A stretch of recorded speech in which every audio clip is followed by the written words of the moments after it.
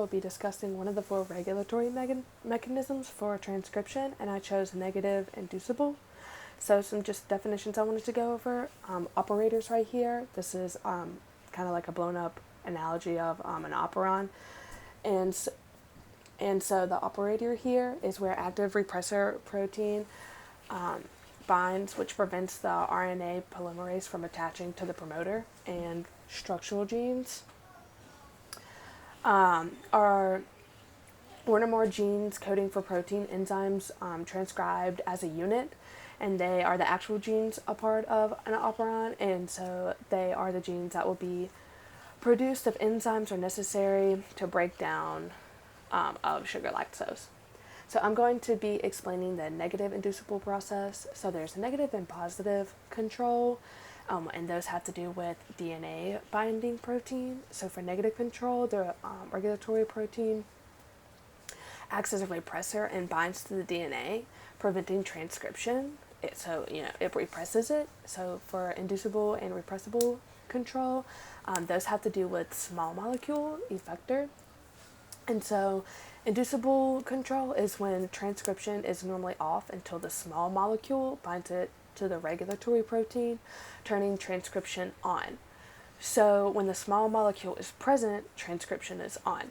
So my analogy for this is the elephant is the regulatory protein, and the elephant's favorite spot to sit is on the train tracks here at the operator.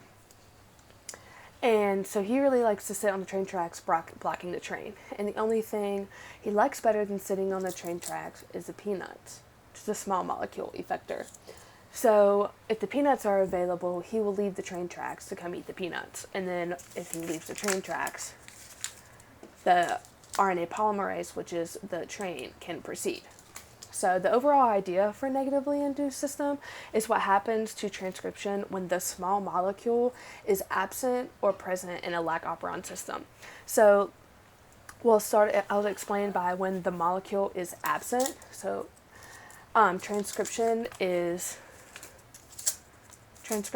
off because of the active repressor binds to the operator and blocks the RNA polymerase and preventing it from binding to the DNA, and then it can't transcribe the RNA message. So transcription is off. And so if the molecule is present, so if the peanuts are available, the small molecule acts as an inducer. So if the small molecule is present, transcription is on. And so the regulatory protein binds to the small molecule and changes the 3D configuration. Think of it as like the elephant getting fat of the protein. And so after changing the configuration, it can no longer bond to the operator, which is the regulatory region. So it does not stop transcription because it's not up there. So transcription is on, and the RNA polymerase can transcribe the operon structural genes into mRNA.